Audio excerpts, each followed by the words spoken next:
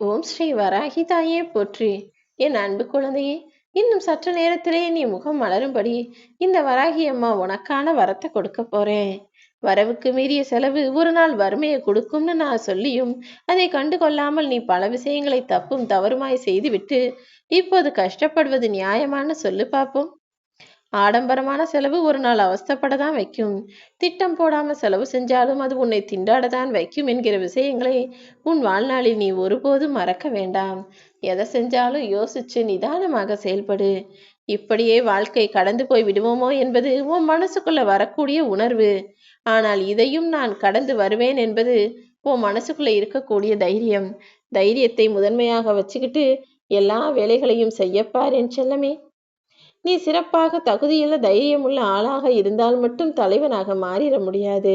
மற்றவர்களை சிறப்பாக மாற்றக்கூடிய தகுதியும் திறமையும் உனக்குள்ள இருந்தா மட்டும்தான் உன்னால் எல்லா விஷயங்களையும் சரியாய் செய்யக்கூடிய தலைவனாக மாற முடியும் என் செல்லமே. உன்னை ஒதுக்கி வைக்கக்கூடிய இடத்திலும், நீ வேண்டாம்னு உன்னை வெறுக்கும் இடத்திலும், நிராகரிக்கும் இடத்திலும், உன் வார்த்தைகளுக்கு மரியாதை கொடுக்கப்படாத இடத்திலும், நீ செஞ்சது தப்பு, நீ போலியா நடிச்சேன்னு உன்னை சொல்லக்கூடிய இடத்திலும், நீ யாருன்னு யாருக்கும் நிரூபிச்சு பதில் பேச வேண்டாம். உன் மனசாட்சிக்கு தெரியும் தானே நீ யார் என்பது. உன் மனசாட்சிக்கு நீ உண்மையாக இருக்கும் பட்சத்தில் யார் என்ன சொன்னாலும் எதையும் பொருட்படுத்தாமல் அமைதியாக கடந்து செல். அதன் மூலமாக அவர்களுக்கு பெரிய பதிலை நான் கொடுப்பேன் என் செல்லமே.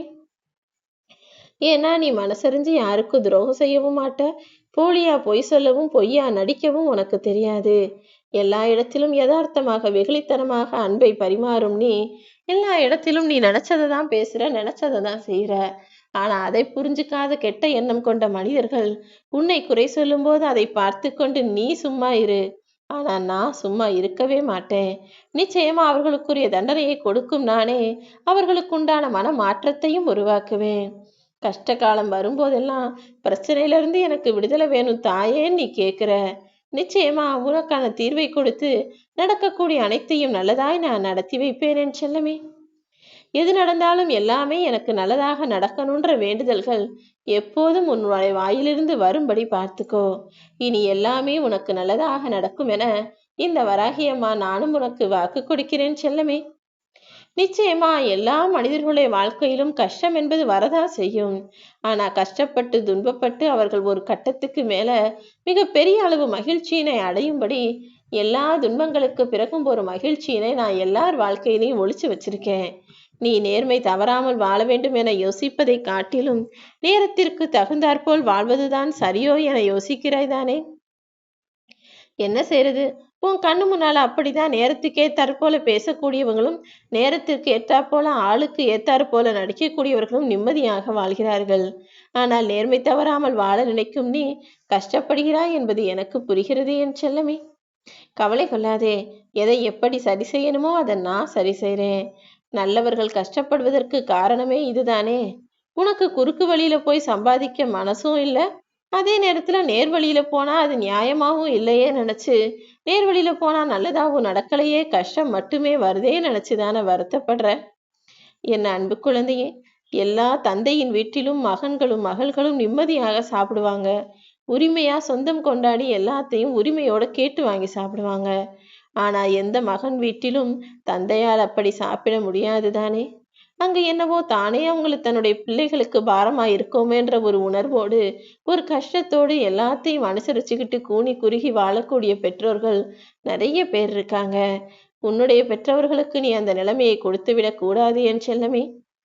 உன்னை பெற்றவர்கள் வீட்டில் நீ எவ்வளவு உரிமையா சந்தோஷமா நிம்மதியா சாப்பிட்டியோ அதே போலதான் உன் வீட்டிலும் நாளை உன்னை பெற்றவர்கள் நிம்மதியாய் சந்தோஷமாய் வாழும்படி நீ உன்னுடைய செயல்களை அமைத்துக்கொள். தவறு எதுவுமே நீ செய்யல. ஆனா உன்னுடைய தன்மானத்தை சீண்டும்படி ஒவ்வொருவரும் ஒவ்வொரு வார்த்தையை பேசுகிறார்களா? யார் அப்படி உன்னுடைய தன்மானத்துக்கும் கௌரவத்துக்கும் இழுக்கு நேரும்படி எதை செய்தாலும் அதை எதிர்த்து நிற்பதில் தப்பேதும் இல்லை என் தங்கமே. என்னதான் நீச்சல் தெரிஞ்சிருந்தாலும் ஒரு மனுஷன் சாக்கடையில விழுந்த பிறகு அங்க போய் நீச்சல் அடிச்சு எழுந்து வெளியே வர முடியுமா?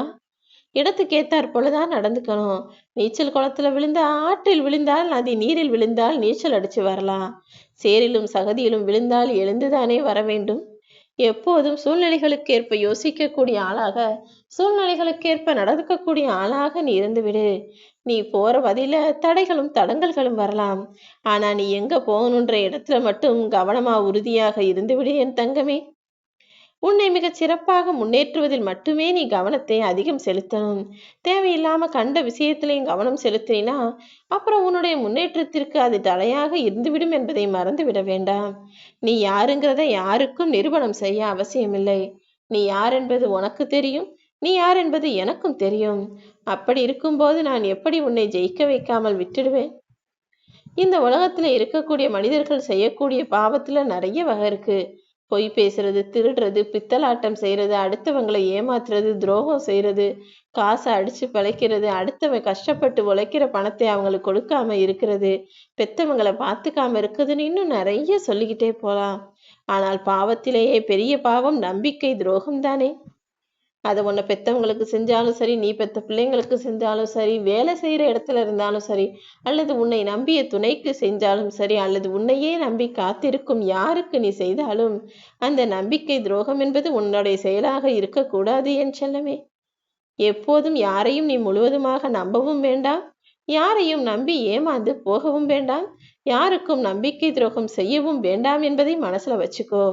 வாழ்க்கையில பல சமயங்கள்ல அடிபட்டு ஏமாந்த பிறகுதானே அடுத்தவருடைய உண்மையான முகமே தெரிய வருகிறது. நீயும் அப்படி பல பேரிடம் ஏமாந்திருக்கிறன்னு எனக்கு தெரியும். ஆனால் இனிமேலும் இதை தொடரவிடக் கூடாது என்றுதான் உன்னை காப்பாத்தி உனக்கான நல்லது செய்யறதுக்காக இந்த வராகி அம்மா நான் வந்துட்டேன். உனக்கு நல்லது எது, உனக்கு கெட்டது எதுன்னு எனக்கு தானே தெரியும். நமக்கு நல்லது எது என நாம் நினைப்பதற்கும் நமக்கு நல்லது எது என இறைவன் நினைப்பதற்கும் நிறைய வித்தியாசங்கள் இருக்கேன்னு நீ யோசிக்கிறது எனக்கு புரியுது. ஏன்னா உனக்கு வாழ்க்கையை பத்தி பெருசா எதுவும் தெரியாது. ஆனா இந்த வராகி அம்மாவுக்கு உன்னுடைய நிகழ்காலம், கடந்த காலம், எதிர்காலம் என முக்காலமும் அறிந்தவனாக நான் இருப்பதால் தான் நீ உனக்கு நல்லதுன்னு நினைக்கிறத விட உனக்கான நல்லது உண்மையிலேயே எதுவோ அதை உனக்கு கொடுப்பதற்கு தயாராக நான் எல்லா வேலைகளையும் செஞ்சுக்கிட்டு இருக்கேன். நிச்சயமா அப்படிதான் இப்பவும் நீ முகம் மலரும்படி உனக்கான நல்லதை நடத்தி கொடுக்க வந்திருக்கேன். என்ன நடந்தாலும் அதை அப்படியே ஏற்றுக்கொள் என் செல்லமே. என்னுடைய கணக்கு ஒருபோதும் தவறா போகாது. எது எப்படி நடந்தாலும் கடைசியில உன் வாழ்க்கையில நடக்கக்கூடிய விஷயங்களை எல்லாம் உனக்கு சாதகமாக மட்டுமே நான் நடத்தி முடிப்பேன். தேவையில்லாமல் கவலை கொள்ளாதே. இந்த உலகத்துல நீ எதையோ தேடி அலைஞ்சாலும் கடைசியில காலம் போன கடைசியில வயசாகும் போது உன் மனசுக்கு தேவைப்படுவது அமைதியும் நிம்மதியும் மட்டும்தான். அந்த அமைதியையும் நிம்மதியையும் இப்போதே நீ பெற்றுக்கொள்ள வேண்டும் என நான் ஆசைப்படுறேன். யாரும் நீ கண்ணீர் விட்டாலும் உன்னை திரும்பி பார்க்க மாட்டாங்க. கவலைப்பட்டாலும் வருத்தப்பட்டாலும் வேதனைப்பட்டாலும் உன்னை பார்க்க போறதில்ல. ஏன்னா உன்னுடைய கஷ்டமும் கவலையும் வலிகளும் அவர்களுக்கு பெரிதாய் தெரிவதில்லை என் செல்லமே. ஆனா நீ ஒரு தவறு செஞ்சாலோ ஒரு குத்தம் செஞ்சாலோ உடனே உன்னை குறை சொல்றதுக்கு எல்லாரும் உன்னை திரும்பி பார்ப்பாங்க.